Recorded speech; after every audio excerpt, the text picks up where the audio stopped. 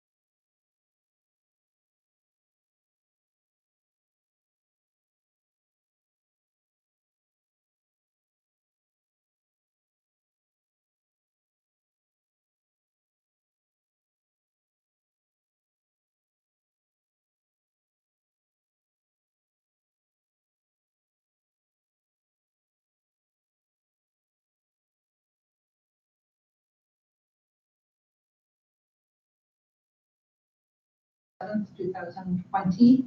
Please note for the record that all commissioners are present.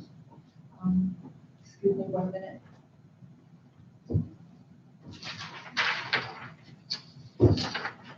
Sorry, I lost my notes. There we go, I found them. Okay, and so the first order of business for me is for those individuals that are on the telephone, we have some rules, and so if you would please would ask you if you would mute your phones, and then unmute when you comment or want to talk. But then once you're done talking, if you please go back and mute your phone again, that would be most appreciated. When we have so many individuals on the telephone, it gets it's difficult to hear. And so then also, please don't use your speaker phones. Again, that distorts the communications that we have. And then if you would please identify yourself before speaking would be most helpful so that we can make that part of the record. And so any questions on any of that? Okay. Madam Chair, Yes. other requests from people that viewed it online was that you speak directly, lean forward and speak into your microphones, otherwise it's not projected online. Okay. Did everybody hear that? To speak right For the three that are here. Oh, okay. Yeah. All right, thank you. Yeah. Appreciate that. Okay, so the next is the approval of the minutes, and we have 5 sets of minutes here, and we will do each of those individually. And so the first one is a special meeting that we had on March 17th. If you had a chance to read those. Does anyone want to make a motion? I'd make a motion to I so approve. move to, Okay, so we have a motion, excuse me, and a second. Any discussion? Hearing none, all in favor signify by saying aye. Aye. Opposed? Motion carried. The second set is also from March 17th, and that was the 4/12 meeting that we had, and that was a regular county commission meeting. Does anybody want to make a motion?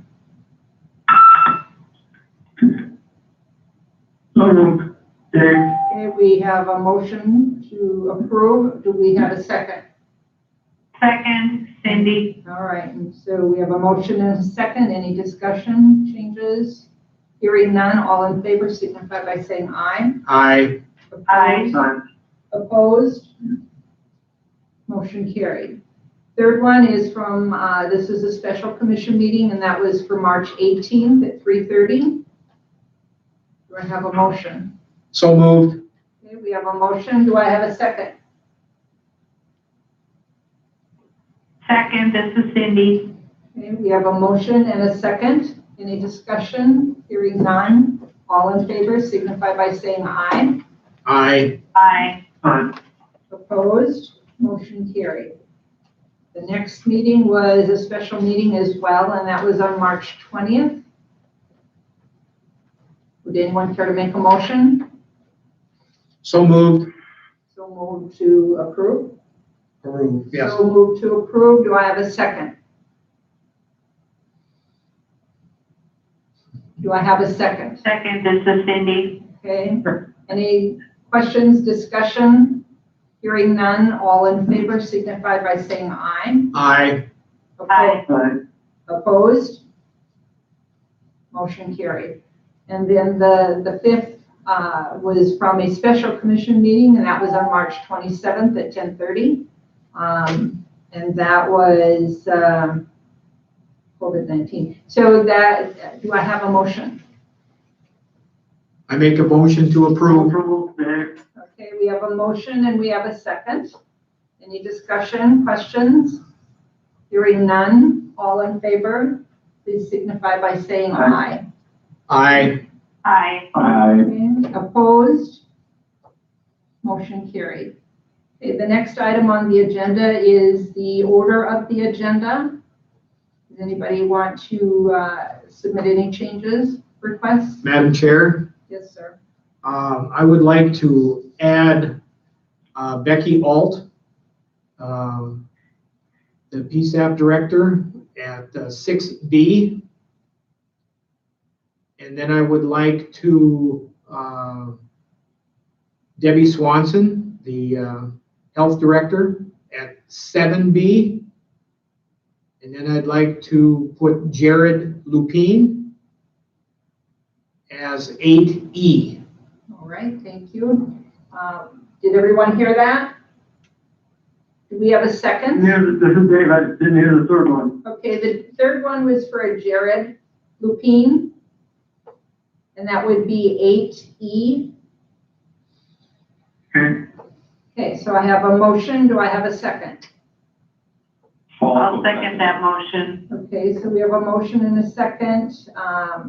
All in favor of changing the order of the agenda, please indicate by saying aye. Aye. Aye. Opposed, motion carried. Next item is the approval of the consent agenda. You've all received copies of the bills, employee status changes, overtime. Is there anything that you would like to have pulled for discussion? Hearing none, is there someone that would care to make a motion?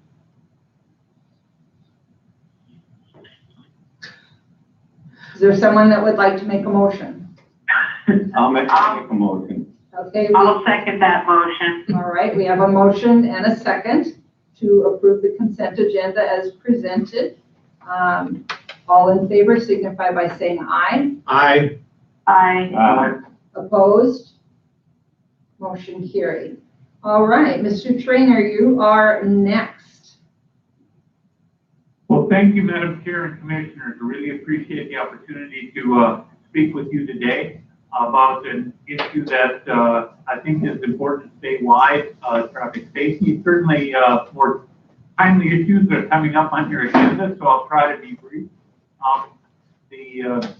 We are approaching the county commission to talk about kind of a joint effort on traffic safety. And I believe that Ryan Gelner, our traffic safety expert in the office, is on the phone as well. And if it would be all right, Madam Chair, I'd ask him to explain a little bit about what DOT has come to us as a requesting and why we are asking Transports to join us in that. Absolutely. So Ryan, if you're there. Thank you, Terry. Thank you, Madam Chair, and hello, Commissioners. Good afternoon. I hope you're all doing well and hope you're healthy. I'll just talk real briefly about how this came about, so you're all familiar, and then I will turn it back over to Terry once I'm done, and he can answer, or we can answer maybe jointly any questions that you might have. As I think most of you know, our program, the program we're working on is a joint venture with the Department of Transportation and the North Dakota Association of Counties. It's our traffic safety outreach program, and we've been doing that for a number of years, doing things both inside of county government and outside of county government, really to grow the Department of Transportation in the areas of speed-related traffic crashes, unbelted traffic crashes, alcohol-related traffic crashes, and distraction, and resulting traffic crashes from those. And so we're working hard within Vision Zero, which is North Dakota's Traffic Safety Initiative. And within that, we've identified that our program can be even stronger if we, at this time, enlarge the program. And so what we're proposing to do is to add Vision Zero outreach coordinators at 3 different levels throughout the state. I shouldn't say at 3 different levels, at 3 different places throughout the state. And Grand Forks County is one of the areas that we identified would be an ideal location for us. I personally am located in Fargo, so it would make a lot of sense for our first coordinator and kind of the pilot program to be up and running in Grand Forks. And then we see likely something in western North Dakota and something in southwestern, south central North Dakota, ultimately to be our 3 coordinators. And I think we'd like all 3 to be up and running of some sort by the end of this fiscal year. As far as Grand Forks is concerned, Grand Forks County, the coordinator in Grand Forks County, which would fall under Grand Forks County, would really serve probably a 10 to 12 county area. So there would certainly be some travel involved. And really what that person is doing is taking what we're doing at the state level and pushing it down to the local level. They'd really be the local subject matter expert that would help us work on partnerships, would maintain partnerships, would work into coalitions, would have meetings, would work down to the local level, inside of the schools, inside of county and city government, and really build relationships within that local level to really push the Vision Zero initiative. What else can I say? Really, we want that person to become involved in the community and take what we're doing on the state level and get it local. So they would work with programs, Impact Teen Drivers, Alive at 25, some of the other peer education programs that we have, some of the topics that we're working on, partner with the Highway Patrol, the local sheriff's office, really to engage community partnerships in what will be a statewide effort across the state. But again, just zooming in on 3 or 4 different areas across the state. The Department of Transportation has secured the funding for this. It is based upon grant funding that they believe will be available year after year. So we look at it as a long-term investment, and they have entrusted the Association of Counties to push that forward. We like the idea, since you all are proactive of starting housing in Grand Forks County and making that kind of the base station for the first person. We really want to see how this works, when it works. The county, as well as the association, as well as DOT, would be involved in hiring that person, whomever that would be. There's still some unanswered questions as far as where that person would be based. Could it be a home office and just report to Grand Forks County? Could it be something within the Grand Forks County Sheriff's Office? Could it be something within the courthouse?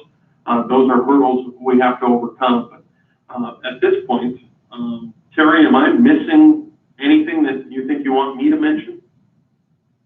No, I think that's a good summary. I can go into the funding a little bit more, deeper, I guess, and say that the grant funding is designed to cover 100% of those direct costs that would be incurred. The county sponsor would get reimbursed 100% for salary, payroll taxes, employee benefits, travel, and whatever your county reimbursement rates are. Supplies, paper, printing, postage, any computer equipment they would need, as well as any cell phone or cell phone charges or whatever that is necessary to make them effective in their job. What we would be looking for from the county is really that employment function as far as running payroll checks and hopefully, if it works out right, providing space if there is space, or if it's a home office, that's going to largely be a decision on your end. I think we can make it work either way. There is some real strong arguments, I think, for having them located with law enforcement if it's possible. But that's something that we need to explore with you as we move along. Kind of the process as we see it would be, we would be coming back to the commission with a model or a draft agreement that would really require formal commission action at that time. You could say no or yes at that point. And that would be after we actually have an agreement with DOT or a grant amendment to the grant we already have with them to make this go forward, which I think should be fairly quick. If the indication, obviously, the COVID thing is making things slow down a bit, but we hope to move it along. But what we're really looking for from the commission now is really an indication. If the commission is willing and interested in doing this, obviously, like I said, there'll be an agreement that you'll have to read and decide at that point, yes or no for sure. But if Grand Forks County isn't interested, then we have to drop back and figure out how we're going to approach this otherwise. But we think that Grand Forks would be a great partner in this. I think there's a lot of data and information that would suggest it would be a good location to have someone, and that's why we're reaching out. So I'll stop talking and let you ask any questions that you have that maybe Ryan and I can answer. Okay, commissioners, does anyone have any questions? The only question I would have, if this position is coordinated, let's say through the sheriff's office, would Sheriff Schneider would like to comment on that at all?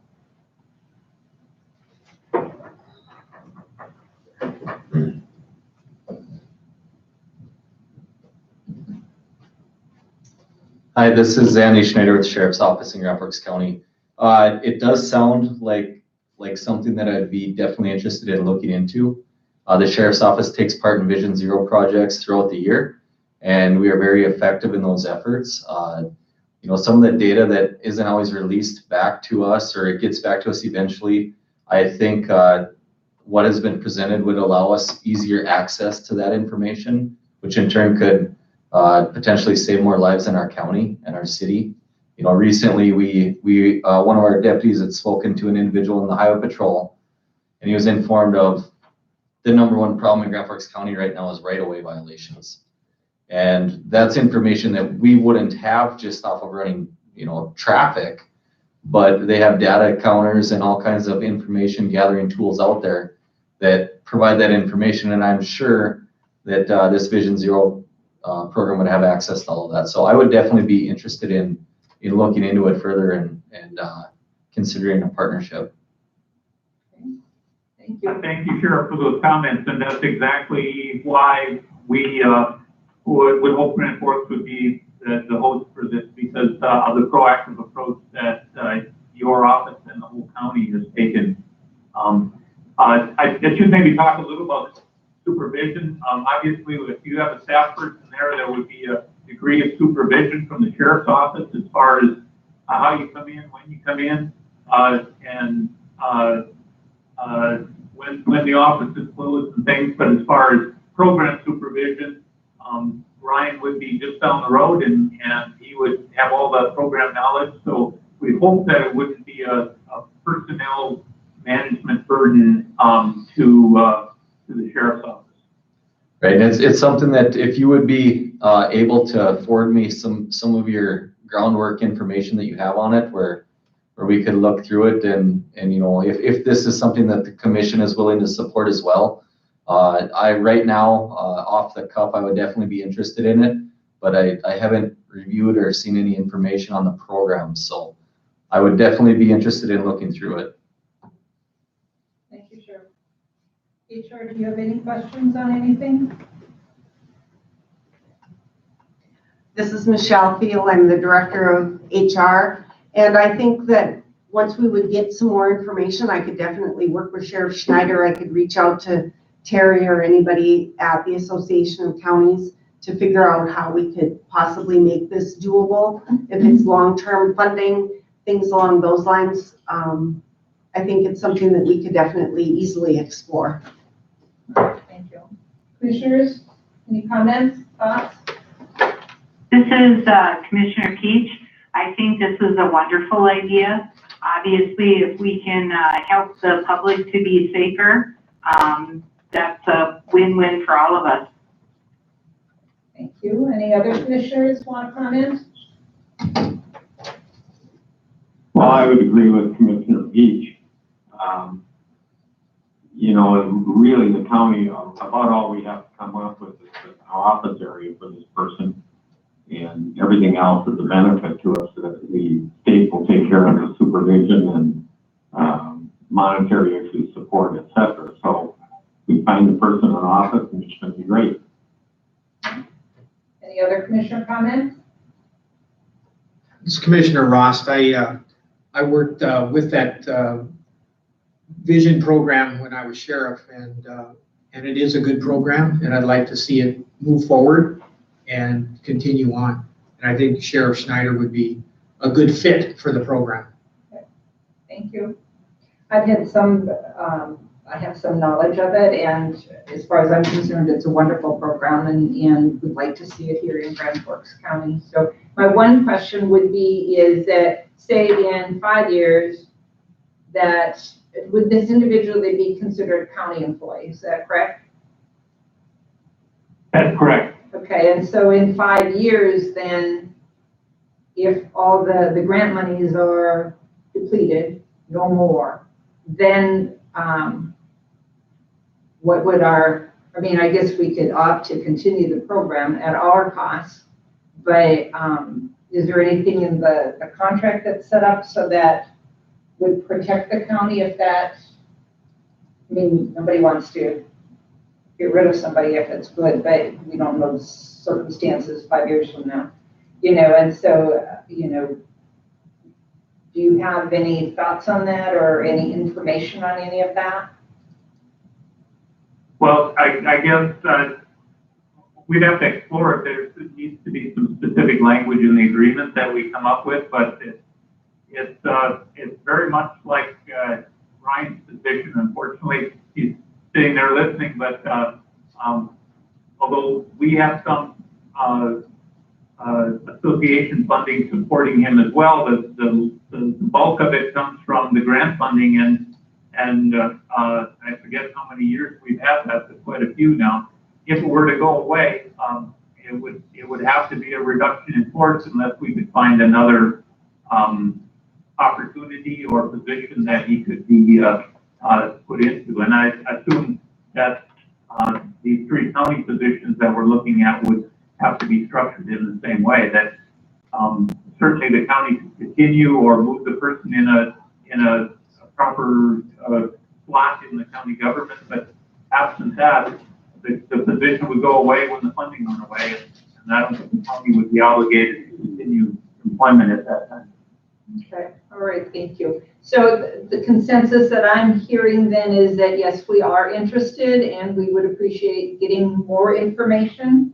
And if you want to contact Sheriff Schneider with that information, and he can work with you if he has questions. Well, you seem to be. I appreciate that. That's great. We will get more information both to the sheriff and to the HR, and then we will press ahead with the DOT to get our agreement in place, and then send something up for you to review and ultimately decide yes or no. All right. Well, thank you so much, gentlemen. This is exciting, and we appreciate. Madam. Yes, sir. Chair, can I interrupt? I have a question. It seems to me that if the funding went away, the way this program is being set up, this person is going to cover 10 or 12 counties. So actually, we could somehow theoretically keep the position down the road, but it might be an agreement between those 10 or 12 counties how that person would be paid. Is that fair to say? I'd say that'd be exciting if you could do that, yes. So, because it's not really just Grand Forks County that this person is going to be covering. It's going to be covering 10 or 12 counties, a region, right? Correct. Yeah, okay, thank you. I just want to clarify. So that's maybe something we want to start out with right from the get-go, where there was percentages paid by inviting the other counties in.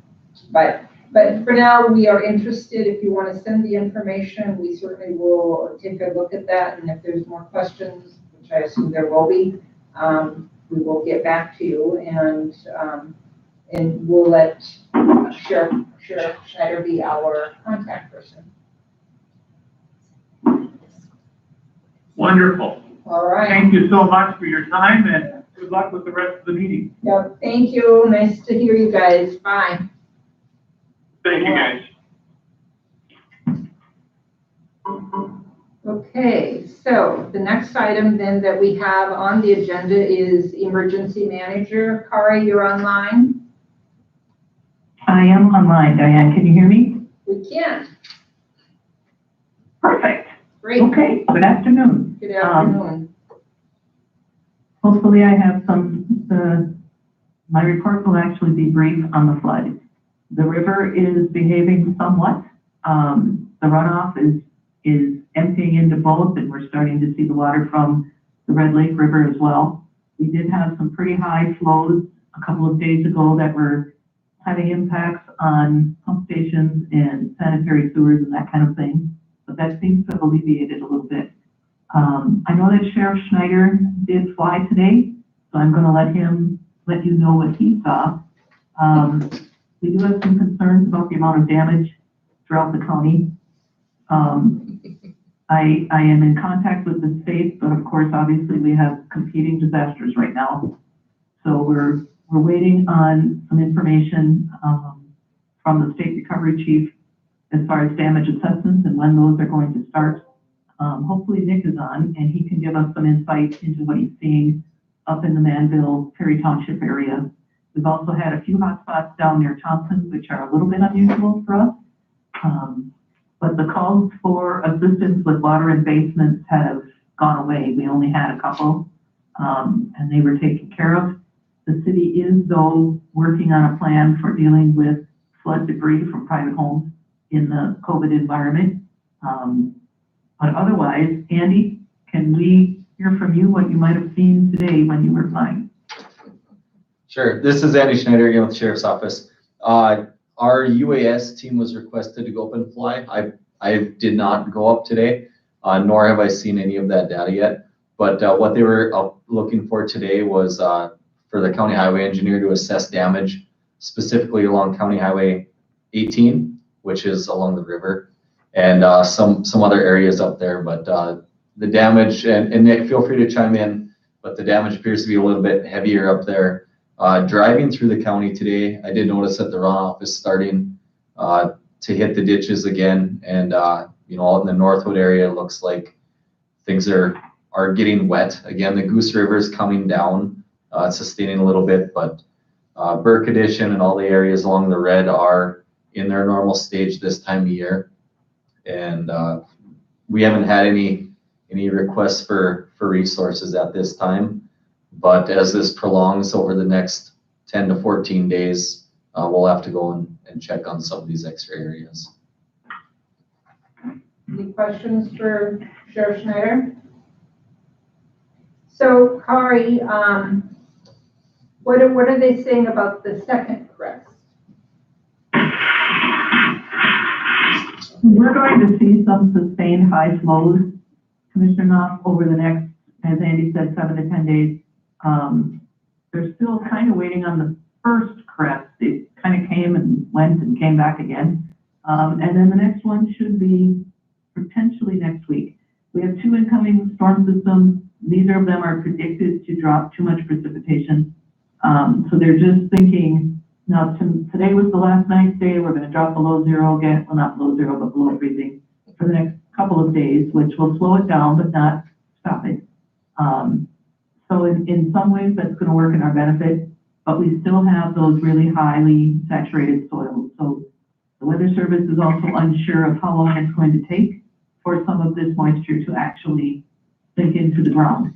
And that's where we were seeing some of the issues in the basement. It was attributable to the soil more than anything else, coming in through the walls again and up through the floor. So short answer is they're not sure, but we're hoping later this week or over the weekend, we should hit the second crest.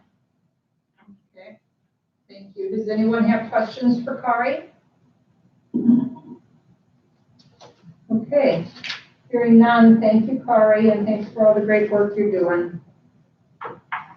Thanks, ma'am. Yeah, take care. Okay, and so the next item then is Becky Ault. Becky, are you on the phone? Yes, I am. Can you hear me? Yes. I'll go ahead then. I do have a presentation for you this afternoon, and I did send it out as a PDF document so that you could look at it on your computer if you wanted to, or within your Zoom meeting, whichever works best for you.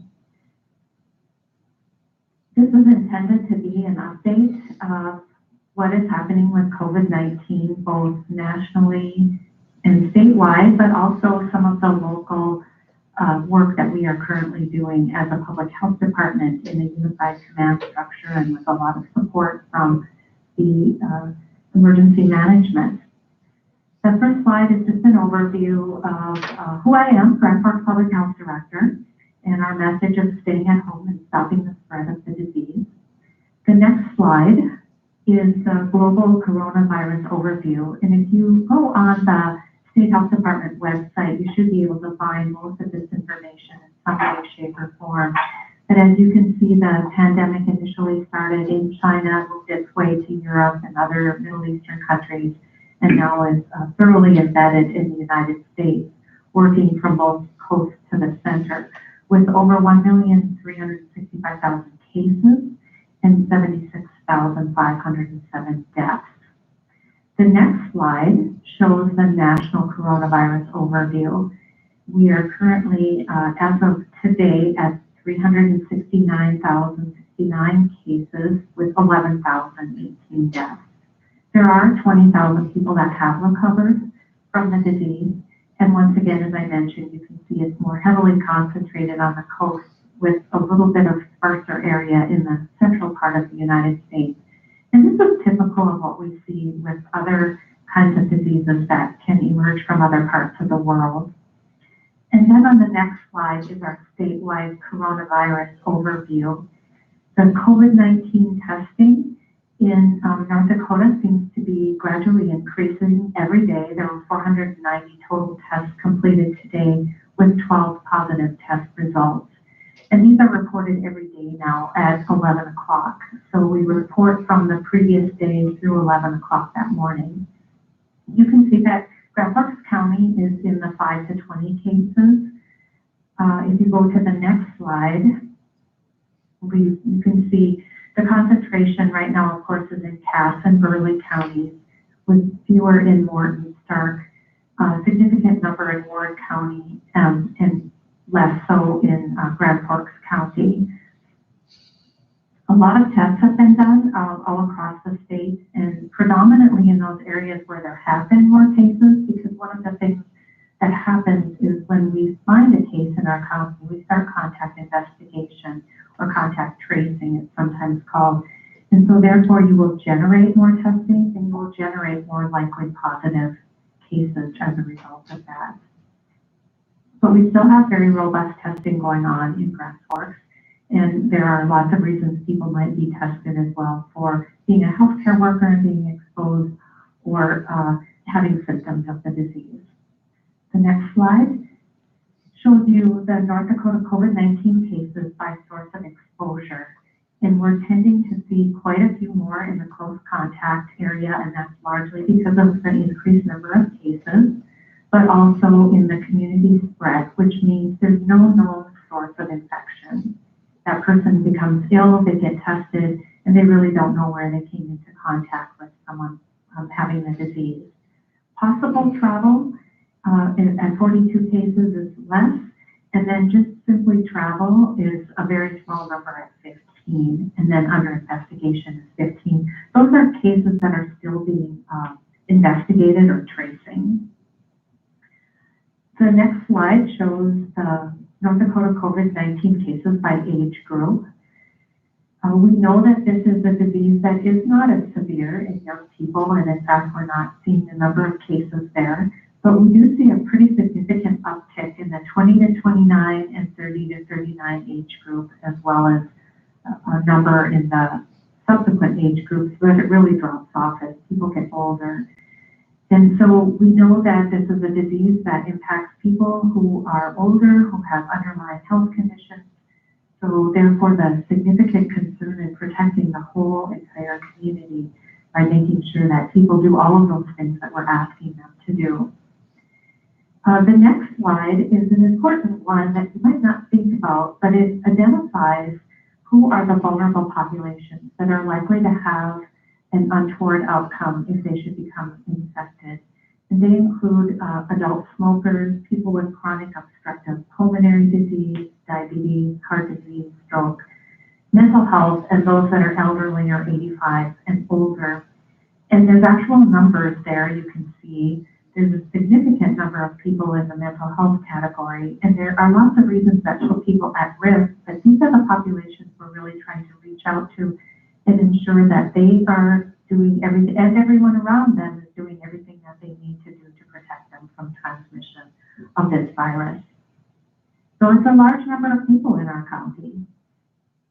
The next slide shows Minnesota, because they're a closely neighboring state. You can see the larger numbers, of course, are in the Twin Cities metro area, but there's a scattering throughout all of the Minnesota counties. There's a few that haven't been impacted, including Polk County and Marshall County close to us, but there are some that have been affected. Excuse me, Polk County does have cases.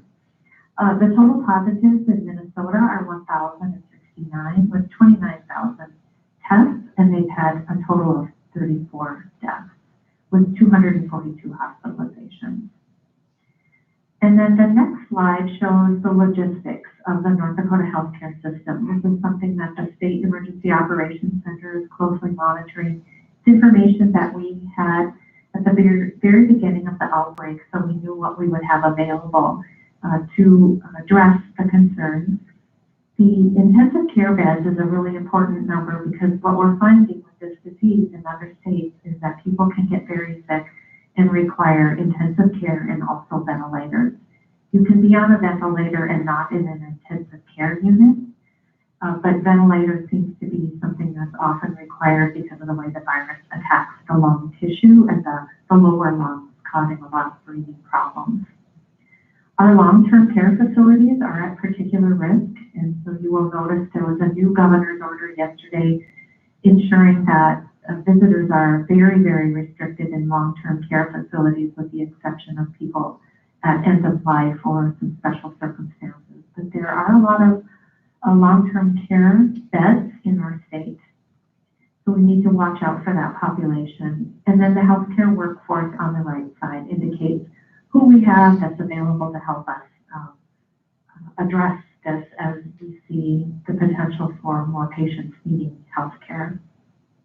At this time, we don't believe that there are any PPE or personal protective equipment shortages in North Dakota. We know that can change. But right now, our stockpile or cash, it's called a medical cash at the state level, has been distributed to the hospitals across the state.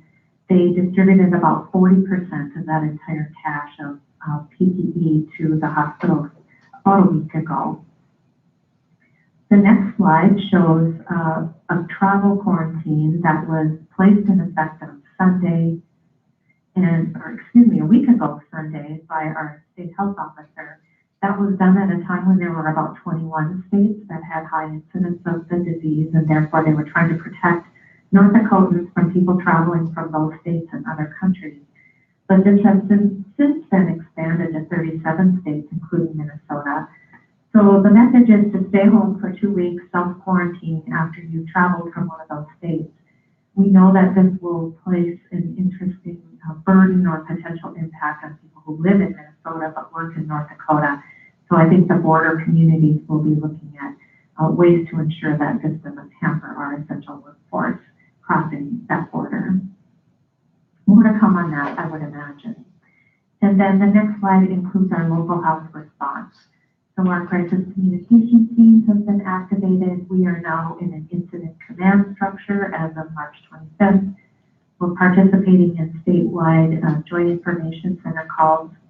And I can share our organizational assignment list directly with the county commission. I know you've been getting a lot of news releases from me the last few weeks, and I will also share this document so that you have it as well as our organizational chart if you need to get in touch with any of our staff for any reason. And then our local health response. And I think I've talked about this a little bit before with the commission. We are doing a lot of different things to address the impact on our community and our county, including some daily briefings, participation in virtual news conferences that have been sponsored by the city with a variety of different speakers. We've been staffing a hotline. We have a daily briefing with All Through UND, the Grand Forks County Emergency Management. The Grand Forks Air Force Base is often not on those calls, but we have daily contact with them. And we have 16 and growing number of staff currently trained to assist the North Dakota Department of Health with that contact tracing. So when positive cases are identified, this can happen pretty much any time, and the weekends have unfortunately been a little busy with this activity. And then we established hotel and motel options for quarantine and isolation for persons in need. And this would be anywhere in Grand Forks County where someone's identified as not having a stable home environment. They might be, especially in a congregate setting where there's, like, for example, the Northlands Rescue Mission or other homeless individuals. We would not want them to be in a congregate setting where they could spread disease. So we have this up and running, and it's, we don't have any patients there yet, but we are ready for it when it does happen. And then the next slide is our local health response continued. So coordinating with the North Dakota Department of Health, we have a mosquito control worker that has been doing specimen transports and meeting the courier halfway or sometimes driving all the way to Bismarck. He's put on about 700 miles thus far, just taking specimens to the lab to be processed. We're doing a lot of prevention messaging for all of our stakeholders. As I mentioned before, that state medical cache has a lot of management to it and distribution. So we've been advising a lot of various agencies how they can get PPE or other supplies there. And then working with the local public health units in our region and across the state. And then as far as healthcare system support, we've been addressing their surge capacity needs and making sure that they have that state cache supplies, and then doing some fit testing for N95 masks. It's my understanding that there is going to be a rollout of some additional fit testing for N95 masks. That's the way you can determine that your mask that you're using fits you properly and you're not exposing yourself to airborne particles. And I don't have a lot of details on that, but I believe the focus will be on law enforcement entities. And then the next slide just includes some additional activities like our daily meetings with the health departments in our region so that we're coordinating our messages, we're ensuring that we're helping one another when needs arise. And then we are doing a weekly public health emergency preparedness meeting with our regional partners. And this is convened by our personnel at the health department, and they engage schools, higher education hospitals, clinics, public health departments, long-term care, all kinds of folks. And we've been getting really good attendance at those meetings. The next slide shows an example of what we're trying to encourage people to do, which is that physical distancing and personal responsibility. Washing hands is so very incredibly important. Of course, staying home if you get sick. I'm not sick, that's just my voice talking too much. I've been well. Avoid touching your eyes, nose, and mouth, especially your unwashed hands, with unwashed hands, and covering the cough. And then cleaning the environment, making sure that you clean first and then disinfect. And of course, most importantly, avoiding close contact with people who are sick. We've been hearing a little bit about people who maybe don't take this as such a serious disease, and they're maybe not taking all of our advice seriously, and being around others who maybe have tested positive or who are on a stay-at-home quarantine. And we just really want to encourage the support and cooperation of the public. That's a really strong message right now. And then lastly, I want to talk about protective masks. You've been hearing a lot about that in the media right now. I won't spend a lot of time on this, but just know that we have some messaging out there about the differences between a cloth mask, a surgical mask, and then that N95 respirator, and who should be using them and who should not be using them. Obviously, the N95 respirators are reserved for those healthcare workers that really need them. And then there's some instructions on putting your mask on and taking your mask off and how to clean it. And the message that we've been giving the public about wearing masks is that my mask protects you and your mask protects me. And so when you are a member of the public and out wearing a cloth mask, it's not necessarily because you're afraid of everyone around you, but you might be asymptomatically carrying this virus and spreading it to others. So this is one way of just adding another layer of protection. And then the next slide, this is kind of a busy one, but I hope you take a little bit of time to look it over. It does give some really, it's an algorithm that gives some really good advice about what you should do if you've been in close contact with someone. You will be contacted by someone from the health department, but here's what you need to do and the advice that we are going to be providing to you.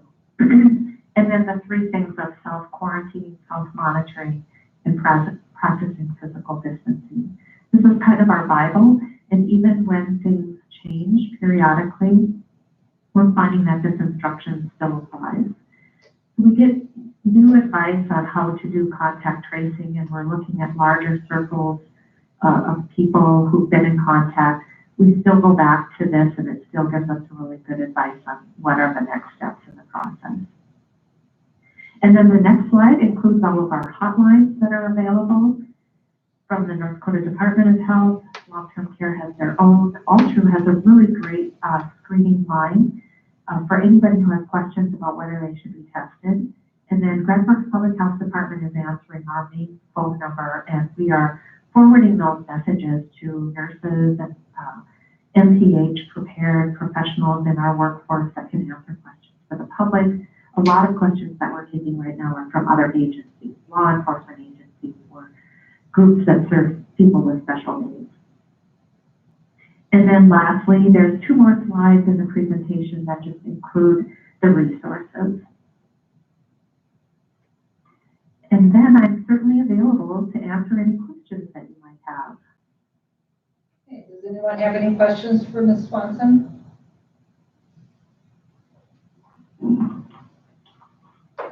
Anyone on the phone? This is Dave. I just got a comment. Debbie, I really appreciate all the information you push out on a daily basis.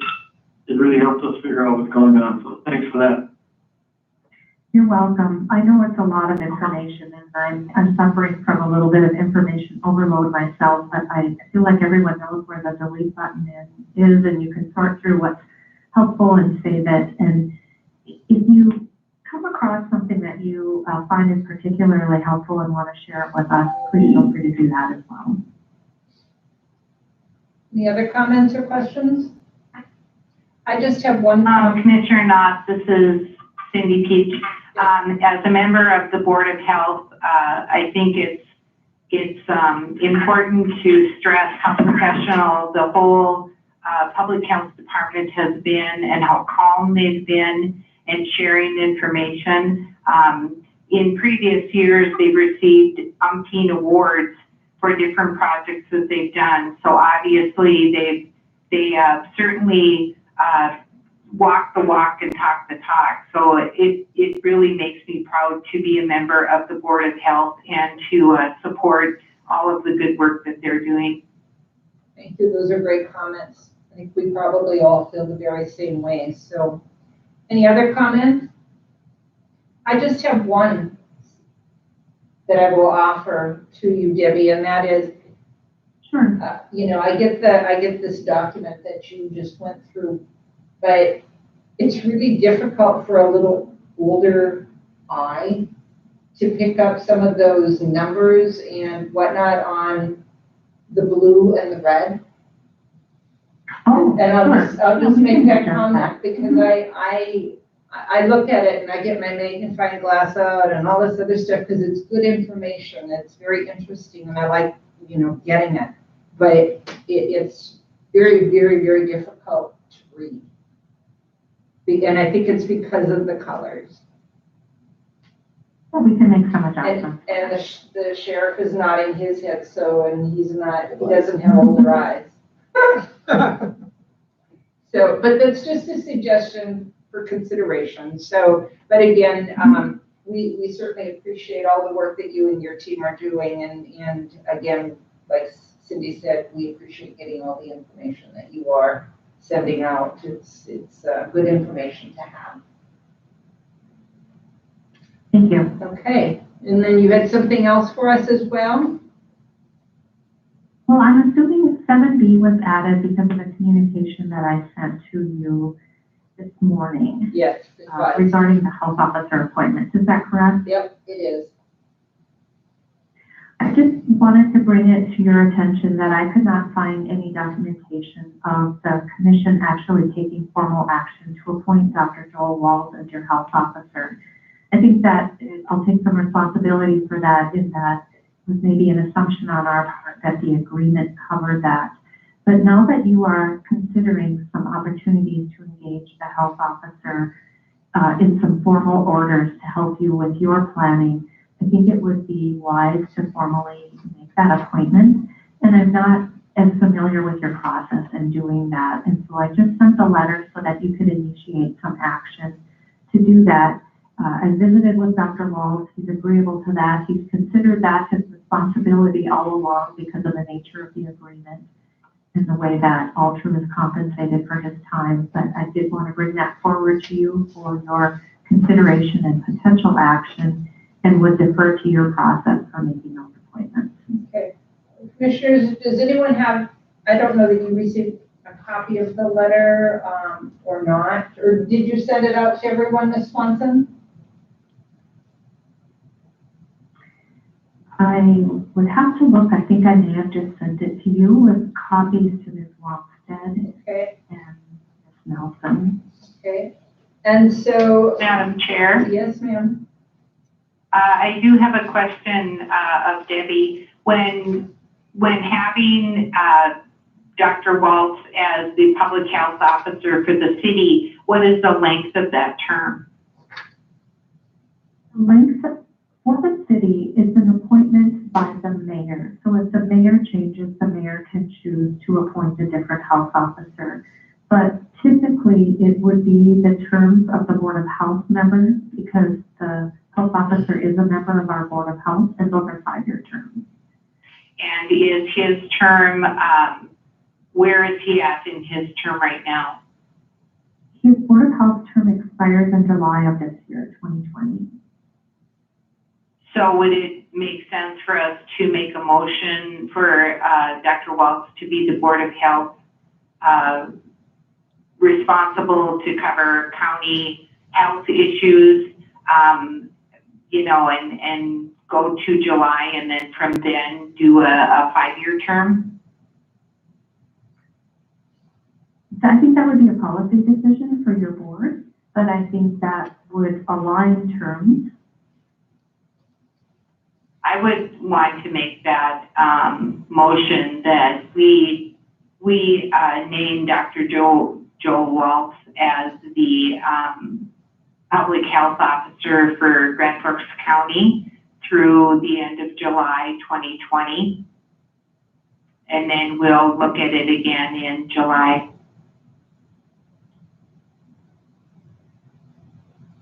Okay, we have a motion. Does anyone want to second that? I'll second it. Okay, we have a motion and a second then to appoint Dr. Waltz as the Grand Forks County Health Officer through July 30th of 2020. Is there any discussion on that?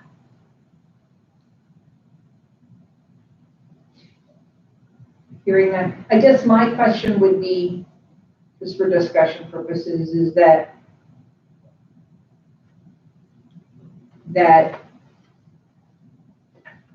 if we did get a new mayor by chance, and so the new mayor comes in, it might be several months before they get up to speed and maybe would change that.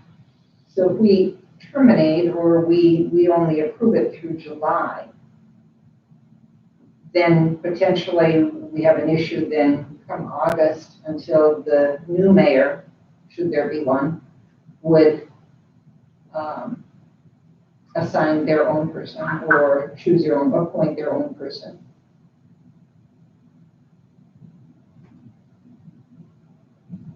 This is Commissioner Paul. I don't think we can really project what's going to happen with the city or what decisions might be made. I think we just have to proceed along normal lines at this point. if something comes up down the road, we'll just have to deal with it. All right, I don't have a problem with that. So any other comments? Hearing none, we have a motion and a second. No further discussion. All in favor signify by saying aye. Aye. Aye. Opposed, motion carried. Thank you, Ms. Swanson. Anything else?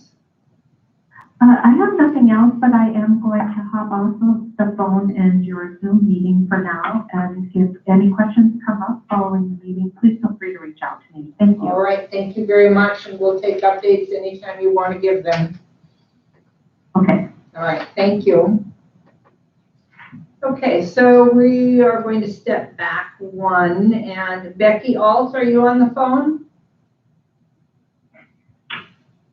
Can you hear me? Can you speak up a little louder, Becky? Can you hear me yet, Diane? Just, are you on a speaker? I am. Let me see. I might have to recall in. I'm having some technical issues. Let me try a different phone. All right, thank I'll you. call back. All right. Thank you. Okay, so, Nick, are you on the phone? I am. Okay, so, I wonder if Becky's gonna call right back. Nick, why don't we start with you with your report, if you would, please? Okay, can you hear me okay? Yep. Okay. Well, I just a real quick tidbit and a little positive, you know, I should have chimed in during the flood update, but today, the drone crew and our superintendent were able to drive down County Road 5 south of Manville and through a little bit of water, but the water is coming down. So what that means is no major damage. If you're able to drive it, you know, there's a little gravel wash, but no major damage. So that's a positive for us. So Great. yeah. So last week we had our bid opening for our annual bids for striping, gravel, culverts, chip seal. And first item on the list for consideration is culvert materials. We did receive 2 bids for the metal culverts, and the results are included in your packet. And it's, I think, pretty clear that True North Steel was the low bid, and a matter of fact, they're the same price as last year. So with that, I would recommend that we accept the bid from True North Steel for the metal culverts. Okay, you've heard the request. Does anyone have any questions? Okay, hearing none, do I hear a motion? I make a motion to accept that bid. Okay, we have a motion to accept the bid for, Northern. pardon? Isn't it Northern? True North? North. We have a motion to accept the bid from True North. Do you have a second? Okay, and so we have a motion and a second. Is there any discussion, questions? Hearing none, all in favor signify by saying aye. Aye. Aye. Opposed? Motion carried. Thank you. We do also bid our plastic pipe. However, the only manufacturer of our plastic pipe did not send the bond in. So we are currently re-advertising that, as we did not open the bid, of course. So we are re-advertising that. My plan is to bring that to the next meeting. I will tell the commission that I've done what I can to make sure these bonds are correct. And every time I send a notification or an email or anything, the last sentence I put in there is, please make sure your bond is correct. And we still have an issue. So I don't know what to tell you, but we're just going to have to rebid that because there is no other option, and it's a product we'd really like to use and works well. So expect that for next meeting. The next item would be our Class 13 aggregate, the gravel and crushed concrete. The results are included in your packet. The first one on my request would be the crushed concrete, and that was pretty straightforward. Strata was the low bid on that, and I would request that we have the chairman and director of finance and tax sign the contract. You've heard the request. Does anybody have any questions? Hearing none, do we have a motion? I would move approval, Madam Chair. So you're making a motion to approve the Accept the contract strata bid and with give the chairman and the Debbie's signature. Thank you. So do we have a second? Second. Second. Okay, we have a motion and a second then to accept the bid for strata and with chair's signature. All in favor signify by saying aye. Aye. Aye. Opposed? Motion carried. Thank you. The second item here would be for our class 13 aggregate, that's our road gravel. We did receive a new bid this year from Close Construction. They are a contractor out of Devil Lake area. However, they've purchased rights to a pit up in the Fordville area and thus submitted a bid. And with that, I did do, in your packet, I included a gravel bid comparison sheet to compare all these bids. And as they get very close, and depending on the haul distance, they're different. So what I did to explain my sheet here is I took 4 scenario haul distances, and the column that says mileage from pit to segment is, say the 75 miles would be, say we haul from Fordville to Reynolds. The 45 miles would be hauling to Emerado area, and then the 25 and 15 would be somewhere in between, or between Fordville and Emerado. And then go way over to the right side column, you can see the dollar per ton hauled. And under different scenarios, some of the different contractors are low bid. My recommendation is we actually accept 3 bids and we accept 3 contractors.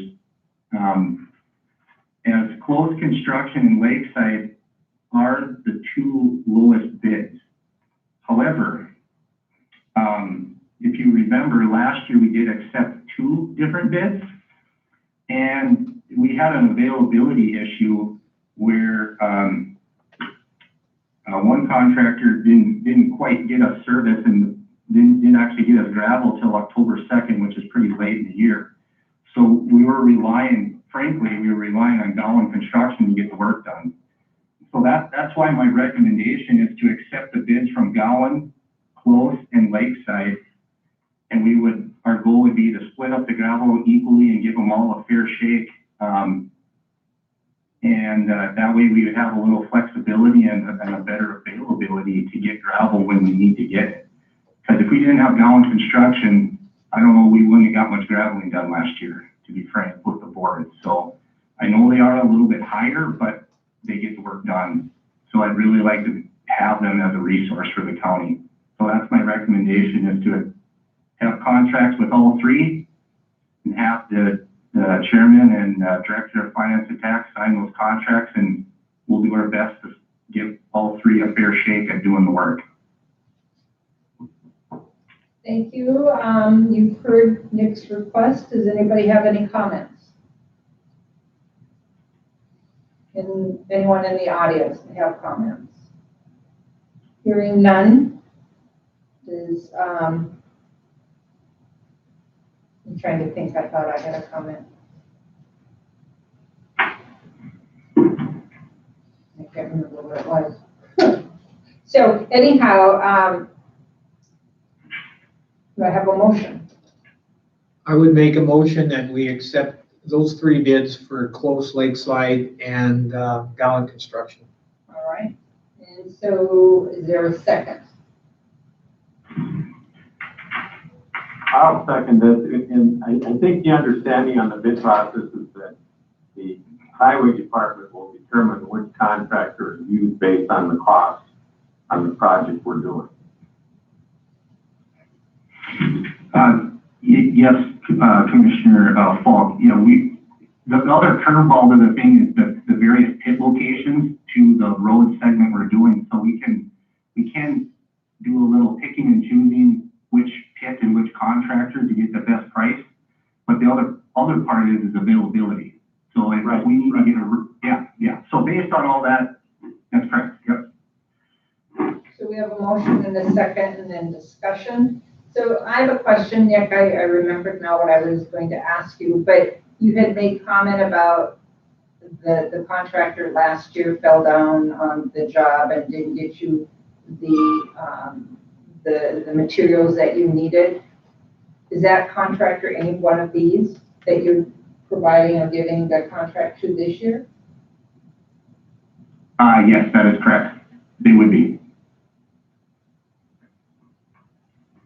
Okay. So. But essentially, I'd like to give them a second chance.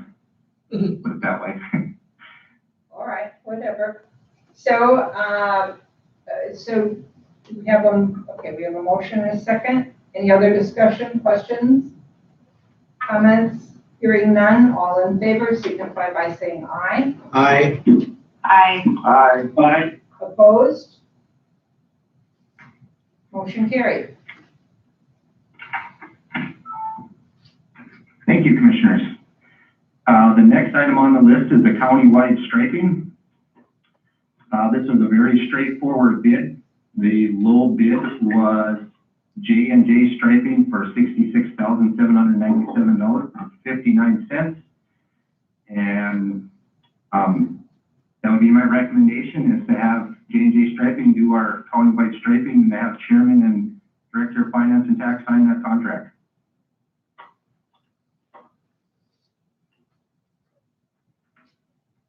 Okay, you've heard the request, motion, or the request, recommendation. Anybody want to make a motion? Madam Chair, Yes, ma'am. I would move approval for J&J striping. Okay, and do we have a second? Second. Okay, we have a motion and a second then to give approval for J&J striping.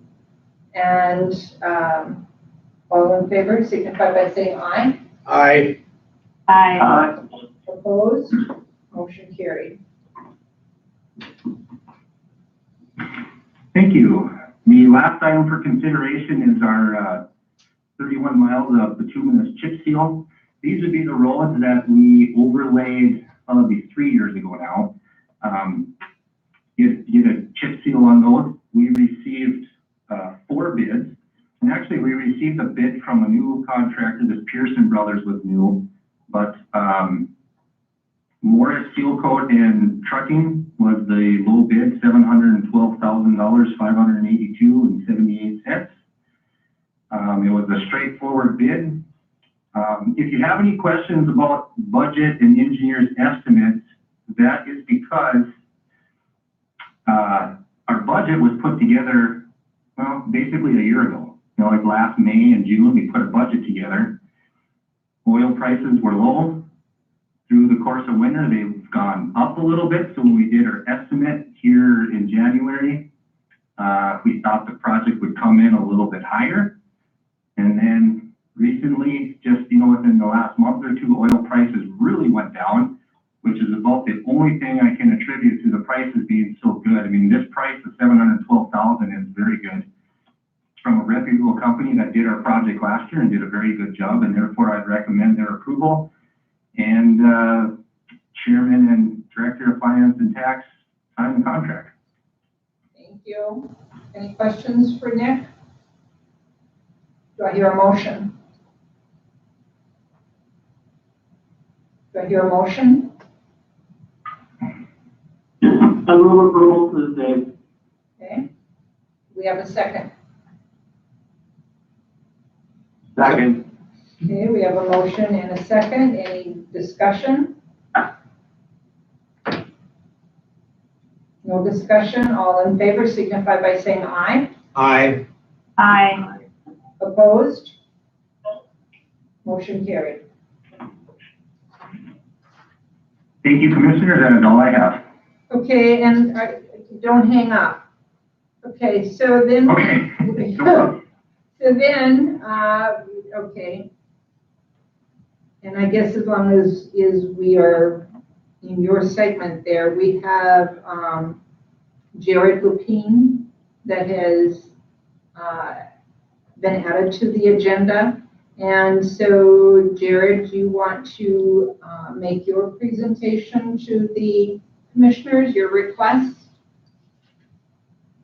Hi, yeah, I can do that. Can you speak louder, please? Yep. Hi, this is Jared Lupine. I want to thank you for giving me the opportunity to present my case. My family and I, we reside on 8th Avenue Northeast in Thompson, and I'm here today to share my concerns of the inadequate movement of water away from my property. I'm situated at the east end of my development, thus water naturally moves toward me. Unfortunately, once it reaches my yard, it struggles to go anywhere else. The part of the field immediately east and north is higher than my property, which causes water to not move away and worse, drain back west onto my property. The north side of 8th Avenue does not have ditches, only right-of-ways, or so I am told, I guess. This right-of-way is being formed right up to the road's incline and has high spots, therefore water cannot move here either. With water entering my yard from several directions and nowhere to go, it collects in my yard, and it's causing water to back up into my neighbor's yards as well.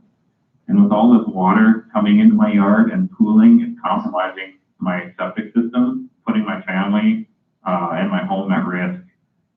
I've been suggested professionally about an option of a ring dike. I really don't like this, and it's not reasonable, I guess, as I fear it would hold the water back, creating more problems for me and my neighbors, and also potentially putting me in turn at risk for a lawsuit. I feel providing a path to keep the water moving would be the best solution for the homeowners along 8th Avenue, which would require or mean cleaning out or regrading that right of way along the north side of the road with the appropriate culverts. I feel this would be a reasonable solution that would benefit all of us. I was looking at the satellite images and I see there is a drop from me down to the corner. It's not great, but it would provide a much needed path for us homeowners with water to be directed toward. I was looking at the south side of 8th Avenue, and that water tends to drain to the east as well. So I guess I'm asking is to see if we could have that north side regraded to take on some of the water and alleviate the high spots and whatnot to help with us. I thank you again for your time and allowing me to present my case. Okay, thank you.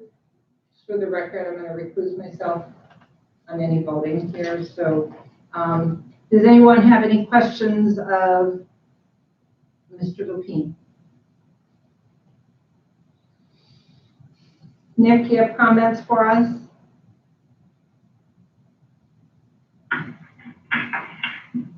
Yeah. I have been out there and visited with Jared there, and he is correct in what he's saying. Most of that with the water collects in his yard. There is no ditch on the north side of County Road 17. Never has been.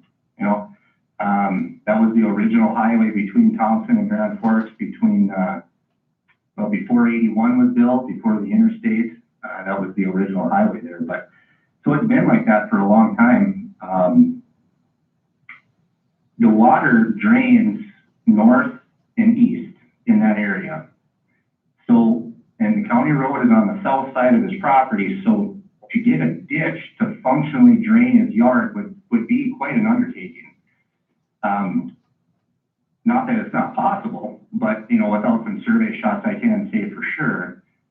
The part that's concerning for me is if the county were to spend money to fix this, or at least the county highway department to fix this issue, we're gonna set a pretty major precedent about drainage because most county roads don't drain to the satisfaction of the adjacent landowner. And right now, we don't satisfy those requests. We do allow some permitting, or we do allow ditch cleaning, we do allow ditch excavation at the landowner's expense with our approval. That, could be an option here. But that would be a major undertaking. That's a little more than a cleaning. This would be a ditch creation. Because he'd have to drain his lot southerly to the county road ditch and then get it to go east would be the only option the highway department would have. Otherwise, this, to me, it's not a highway issue. It's maybe a water board issue or a landowner issue.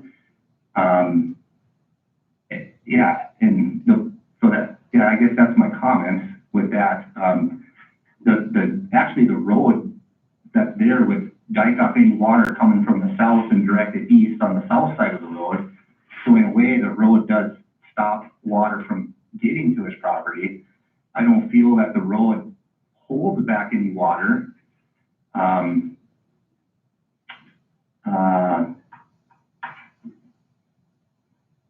I guess that's my preliminary thoughts anyway. Okay, thank you. Commissioners, do you have any comments, thoughts, suggestions?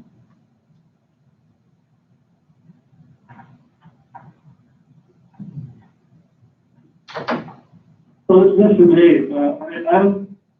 I lost my internet, so I don't know if you've got anything up on the screen anyway. But it's possible to make a decision without having a little more information, it seems to me. And maybe I could present that at the next meeting. But I can't really visualize what the situation is without seeing something, more in depth.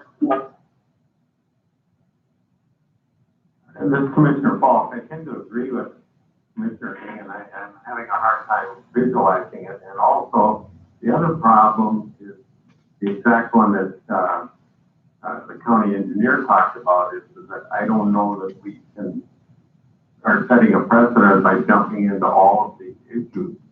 We'll run the highway department out of money in a very short period of time trying to solve all the drain issues for landowners.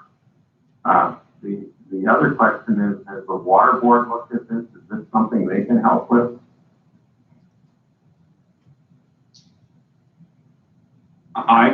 This is Jared. I've spoken with one of the engineers of the water board as well, and very nice guy. Jerry, I believe was his name. He didn't have a whole lot of help for me. He said I could potentially put up a ring dike. He told me that I'm risking a lawsuit though, because if I put up a ring dike, that could hold water back onto my neighbor's property even worse, and then I could be liable for that. So it was kind of a catch-22. It would help me, but could put me in a bad situation. And I sympathize with you. My home used to be outside the city limits, and I would have the same problem. We'd have high water, and it would flood out our septic system, which made it almost unusable for a week or two. And the only solution was when the city came in and put in storm sewers. And that unfortunately is part of the problem with rural living.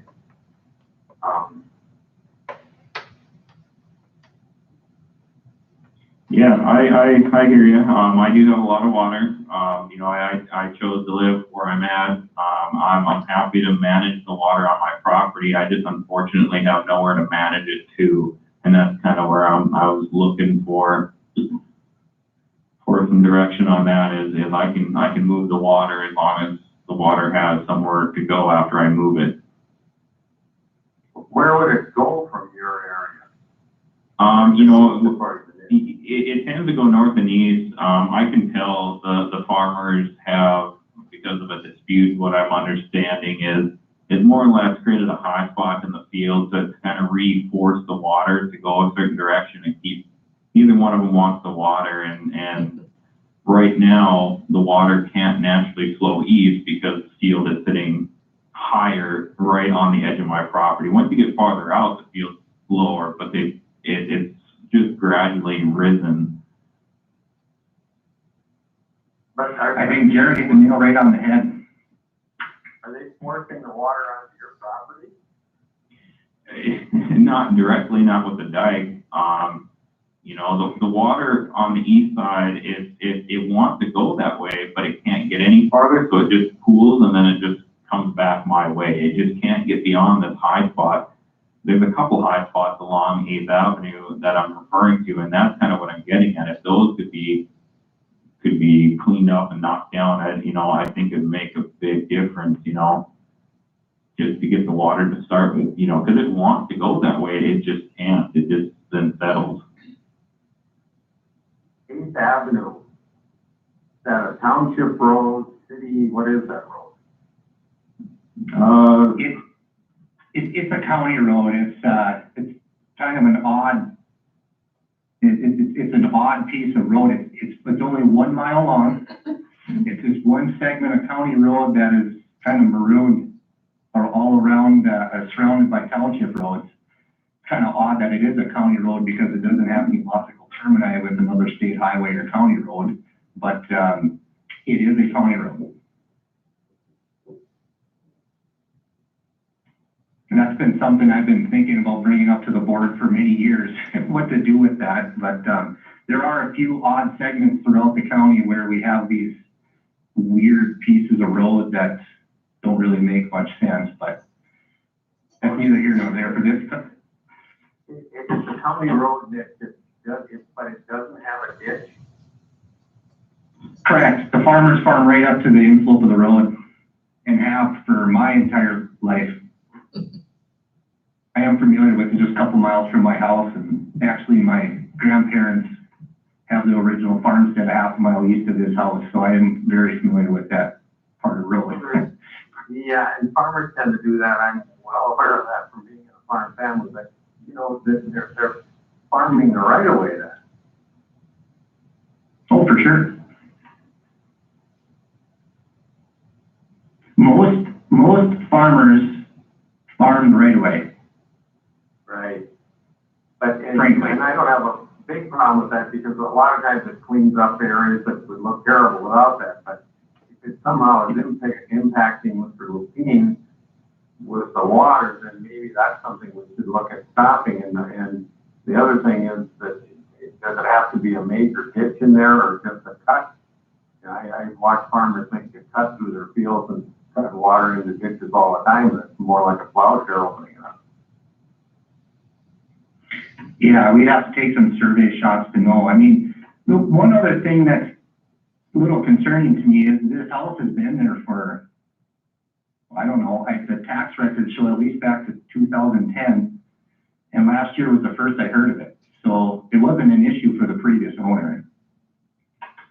And now it's my sump pump hadn't run for several years either until last year. I think that was a big problem.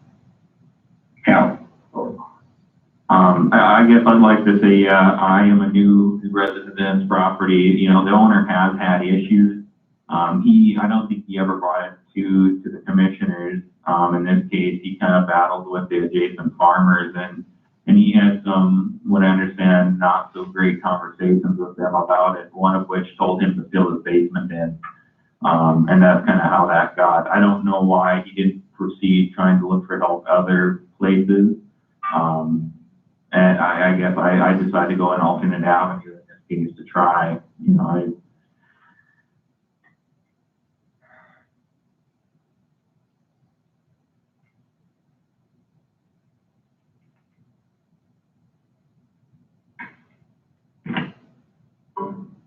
Is there a recommendation from the board?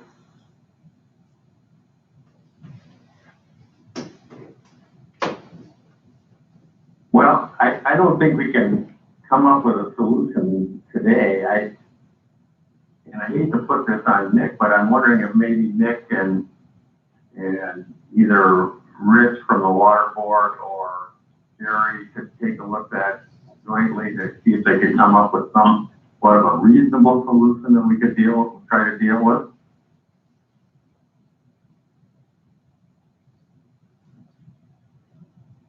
This is Dave, I've got another comment. Jared, I haven't catch your last name, was it? What? Oh, I'm sorry, it's Lupien, Lupien. Okay, Ms. Lupien, have you engaged an engineer? I know it's expensive, but it's tough for Nick West to jump into something and maybe figure out the solution. But have you talked to a civil engineer who could give you some options or give Nick some options? I have not, but I'd be happy to see what I could do. You know, I don't know what civil engineers would cost, you know, charge me to draw this stuff up, but I can definitely, I do my part and navigate some of those options as well. Maybe Nick could discuss that with Nick, and he might suggest someone that he knows who could help you figure that out. I don't know, but that's the kind of information I think that we have to pull together to make our proper decision.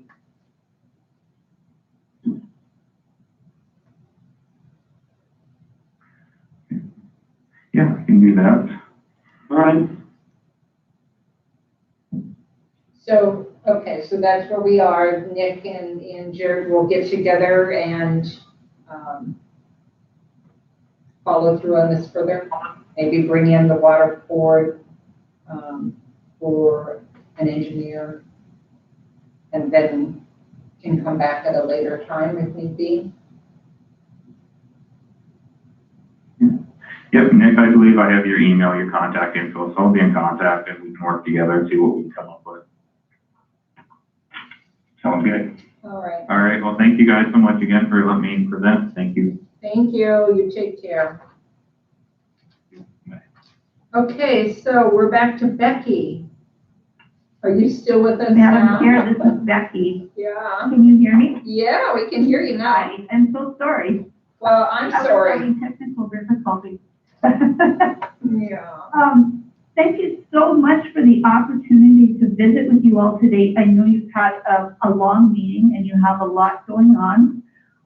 As Kari mentioned, we have competing disasters that are ongoing. So I'll just keep this very brief. I don't have a formal presentation for you today.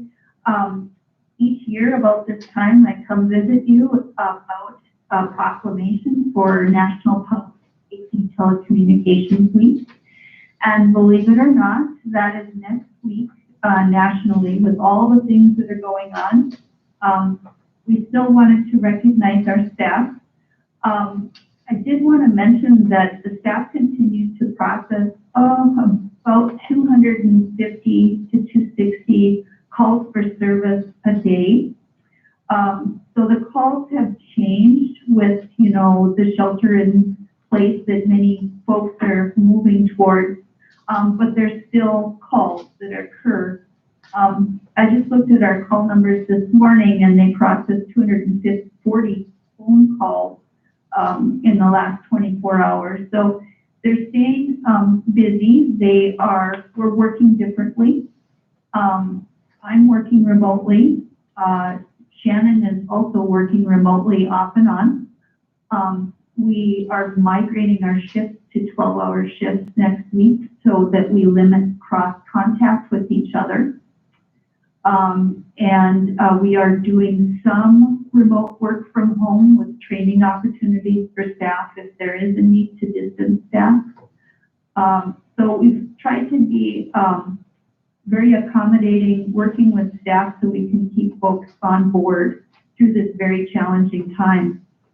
And I'm proud to say that they're pivoting, as we all need to do, and providing a vital service to our responders and our citizens.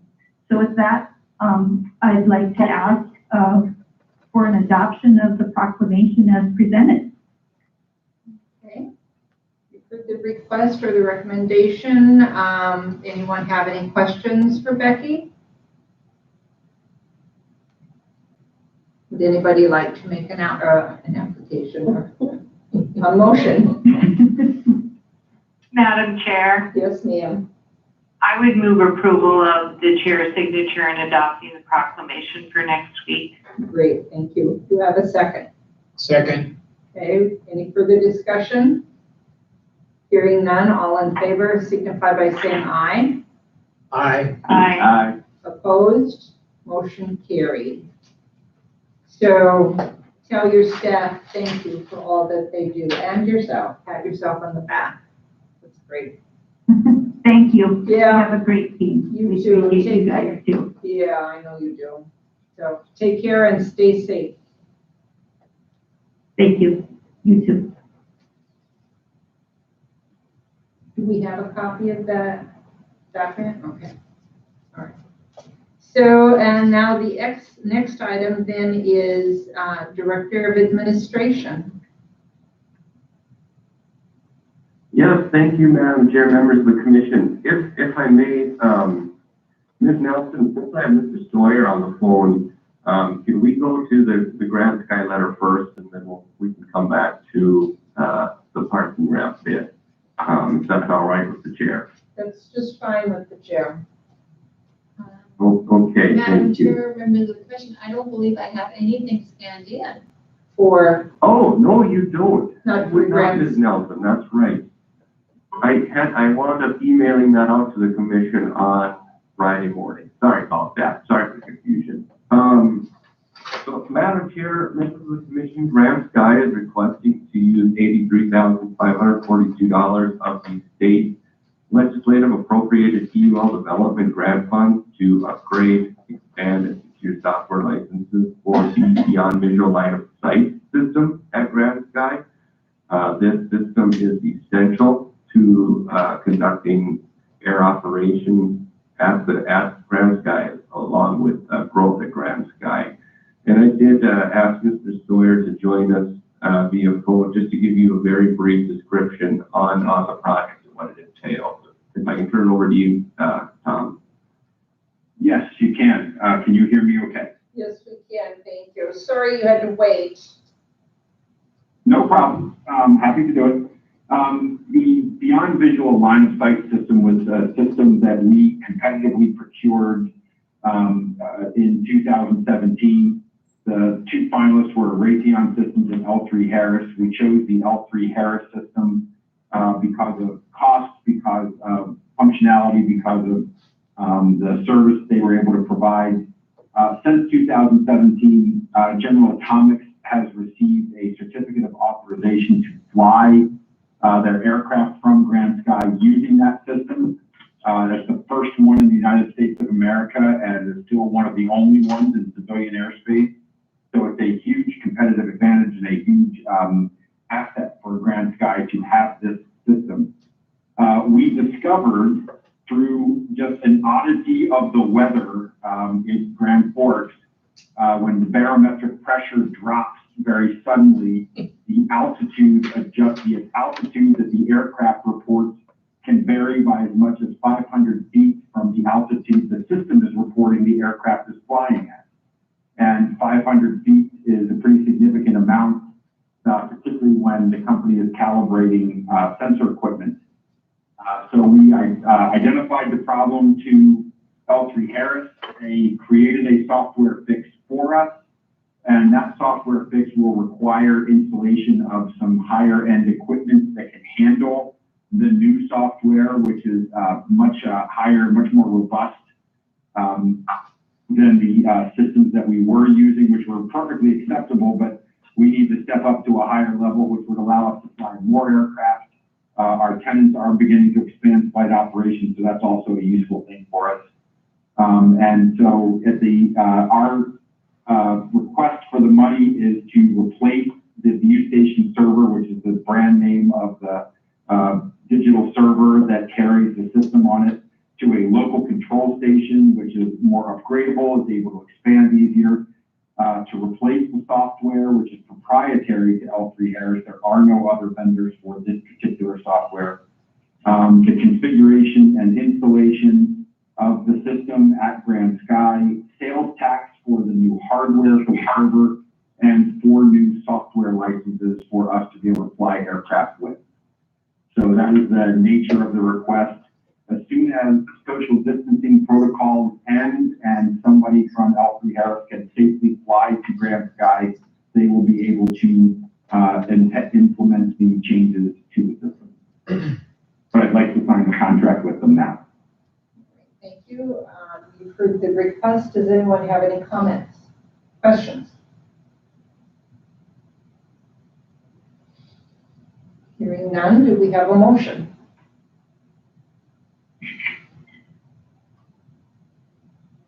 Do we have a motion? This is Commissioner Falk. I will make a motion to move forward with signing the contract with, I believe it's Harris or L3 to improve our system. 500 feet is pretty significant and actually dangerous. And they're actually the only vendor that can fix it. It's their own system that we have to fix. So I think it's our only solution. Thank you. Thank you. Do we have a motion? Do we have a second? Second. Okay, we have a motion and a second to utilize the 2019 state funding to upgrade and expand and secure software for Grand Sky beyond vision line of sight to the tune of $83,542. All in favor signify by saying aye. Aye. Aye. Opposed? Motion carried. Excellent. Thank you all very much. Thank you, sir. Take care. You too. Bye-bye. Bye. Thank you, Madam Chair. Members of the commission, the only other item I have is the bid for the Grass Works parking ramp repairs and renovations project. So it was competitively bidded, and bids were opened on March 17, 2020, and myself, Mr. West, Ms. Wongstadt were present, along with Mr. Barry Johnson, the engineer from AE2S. 3 contractors did submit bids. All bids conformed to our specifications. We were happy with the prices that came in, or the bids that came in, if you will. The engineer's estimates were at $485,000. The county has budgeted $350,000 for the project, and you'll see from the documents that Ms. Nelson shared that all 3 bids are pretty close. Not really close to each other, but close to what we budgeted, and we're well under the engineer's estimate. The low bidder was ICF at $368,975. You'll garner from Mr. Johnson's letter that this is a quality company, and that AE2S strongly endorses the company and their bid, and they are recommending that ICS be the bid winner.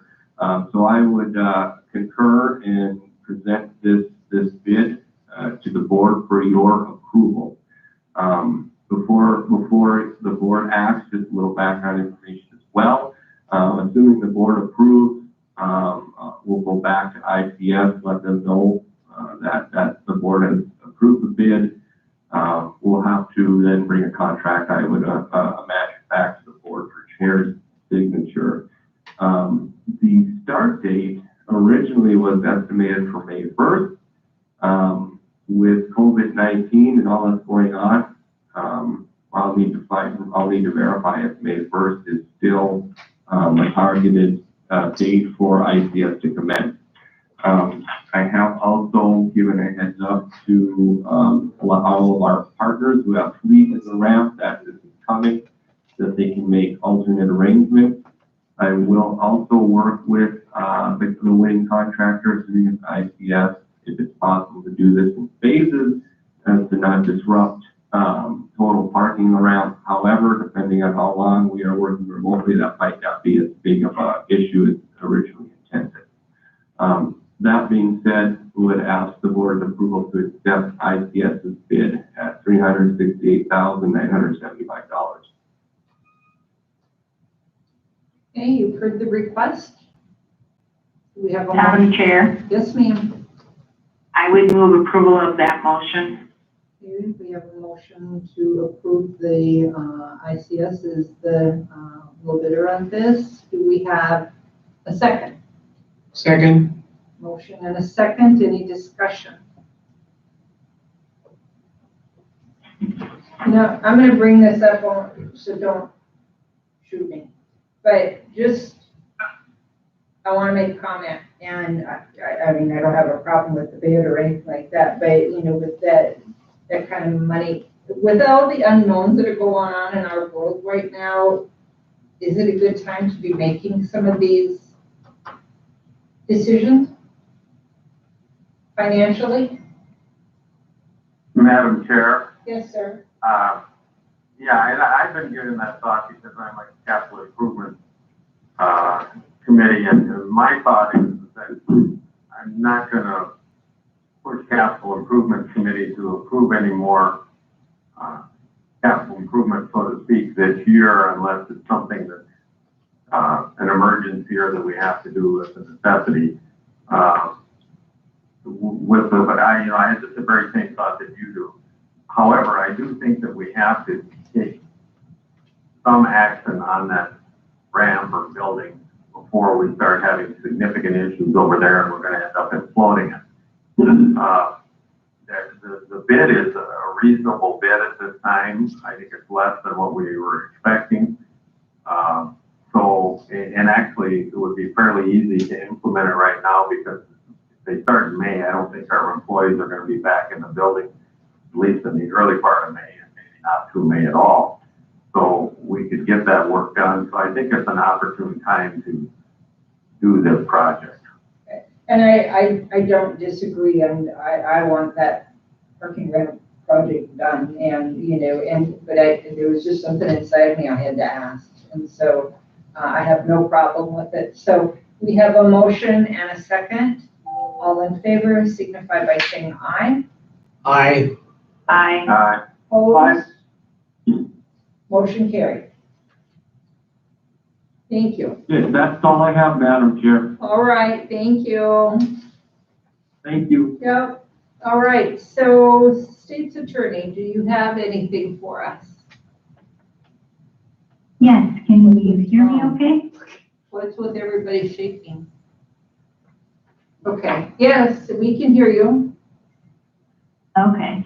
Thank you, Madam Chair, members of the commission. I have two items, just two updates for the commission on a couple things we've been working on. The first one is, if you recall, a few meetings ago, IRET had a property tax abatement that they presented to the commission. Yes, ma'am. And the commission decided not to grant their abatement. Since that time, they have appealed that decision to the district court. And the North Dakota Insurance Reserve Fund has appointed an attorney out of Bismarck, North Dakota, Mitch Armstrong, to represent Grand Forks County as well as a number of other counties on this appeal. It's my understanding that they have worked to consolidate some of these cases because it's not just limited to Grand Forks County. And additionally, the matter has been stayed pending a decision on a related matter from the North Dakota Supreme Court. So there's no action that's needed for the commission, but I just wanted to update all of you on that since it was something that came before you not too long ago. Thank you Are very there much. any questions on that item? Does anyone have any questions of Haley? Thank you for the update on that. Appreciate it. You're welcome. Then the second item I wanted to update the commission on is our office, Public Health Department, Emergency Management, and Mr. Ford have been working together to put together a process to establish a non-congregate shelter during the pendency of the COVID-19 pandemic.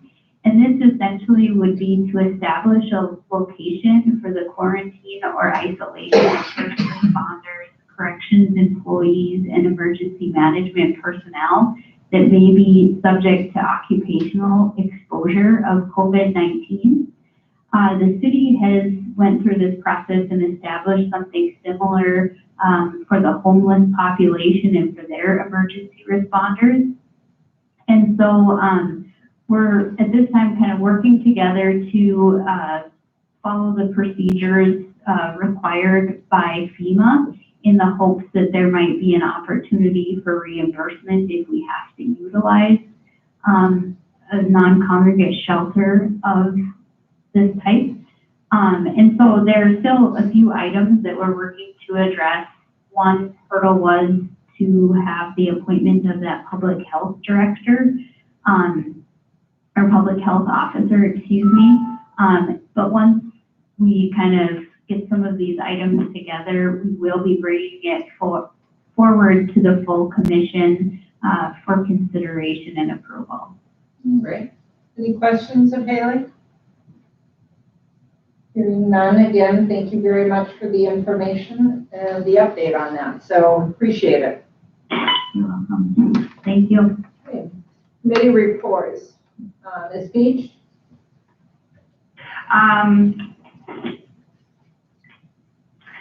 Yes, just a couple of things. The Board of Health met last week on the COVID-19, and Debbie Swanson updated us like she did today. We're going to continue to meet a little bit more frequently as we move forward. Also had meetings with Red River Valley doing conference calls, and so there will be some funding coming down from federal legislation that may be beneficial in doing some programming. Let's see, I've been in communications with Scott Holber and with Michelle Thiel, and it sounds like things are working out as far as more people working out of the office and continuing to get the work done. Those that are coming in because they're essential staff at social services are keeping their social distancing, and I think how they have it set up, things seem to be working. They run into a little connection issues every once in a while, but for the most part, I think things are working out as best as can be expected. Okay. Thank you. Anything else? No, I have nothing else to report. Right. Thank you. Thank you very much for that. Commissioner Falk? I've had a couple more meetings in the past 2 weeks with various individuals, Mr. Ford included, on getting a solution for better fire protection at Grand Sky so that our tenants can take care or take advantage of some very lucrative possible contracts out there. I think we're getting close to a short-term solution, but a long-term solution is going to require a lot more work and heavy lifting. So that's where we're at on that. And that's all I have. Thank you. Thank you, sir. Mr. Engen? Other than all of the special meetings, I did attend by Zoom on one of those fire department meetings that Tom, Commissioner Falk just mentioned, and attended an EDC meeting by Zoom. The EDC has all kinds of ideas to try to assist companies in the area, so that was a pretty good meeting as well. But other than that, it's been staying home. All right. Good place to be. You're following orders. Right. Okay. Commissioner Ross? Just I had an MPO meeting and some projects were approved for this season as well as 2021. So Do you still talk about a bridge? they're still doing the tests on those Okay. three All right. sites. So Okay. Anything else, sir? nope, that's it. Okay, thank you. I don't have anything to report, so thank you. Next item is unfinished business. Do we have any unfinished? There is none. And the next one then is correspondence. We've all had a chance to look at that. The first one was from NEBRA. Each year they, if they make money, they send it back to the counties, and this year they're sending back 3.1 million to the counties or to all the members. And so we will be getting a check. I don't know to what dollar amount, but we are Madam Chair, we got it yesterday for $41,000. 41,000. Yay. So that's wonderful news. The next one is also from NIDRIF and just a notice of their annual meeting that is coming up. And that one is May 20th at the Repcoda in Bismarck. And I don't know, they want to they would like to have an RSVP if anyone is interested in attending. Does anyone have an interest? I think it depends on the coronavirus. So, do you want to contact him, send something and just tell him, or I can do it? Doesn't matter, just that, well, the RSVP, but I thought this one also said something about they want to know one way or the other.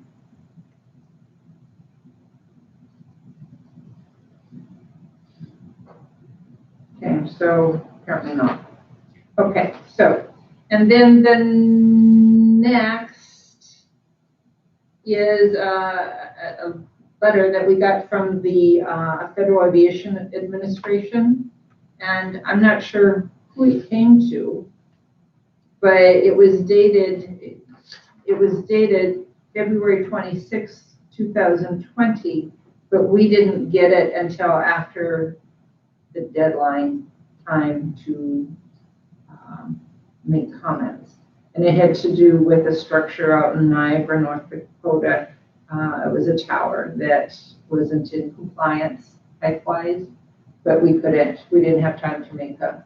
I do believe that tower went into planning and zoning. Okay.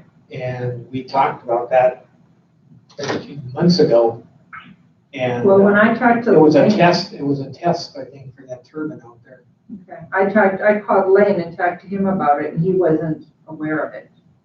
But, Well, I know Depending on when we your meeting approved some was. towers out there for Yeah. turbines, so. but anyhow, the conversation was, it was already past the deadline, so. And then the next item was, Madam Chair? yes, This is Tom Ford. I was just gonna let you know that it came to me, and yeah, like you said, we don't know why it took so long to get to us, but it really poses problems for the air base.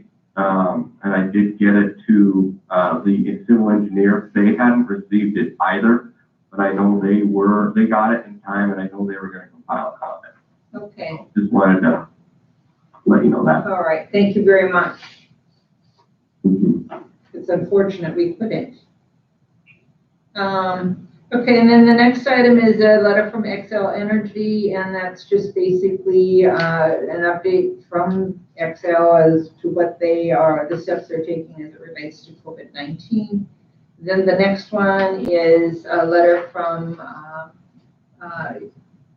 this one came from USDA, but anyhow, it has to do with the rehabilitating of the Larimore Dam.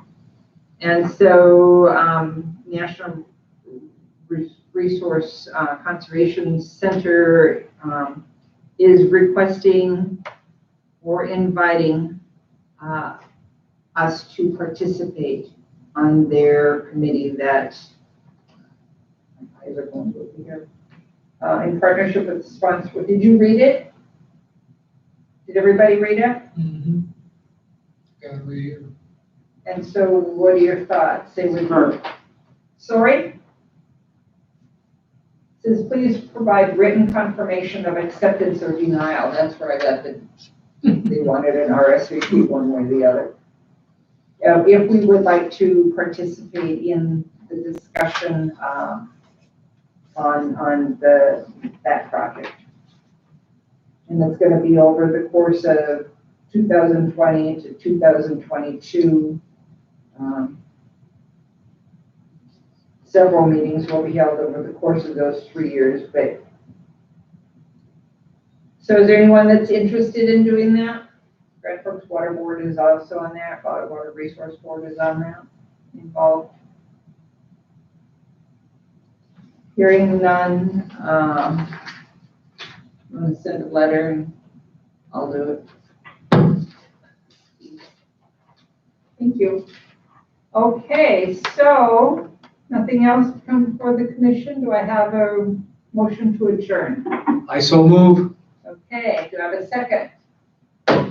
Second. All in favor, signify by saying aye. Aye. Aye. Opposed, motion carried. Thank you, everyone. It was a long meeting. Thank you. All right. Bye. Bye, take care, stay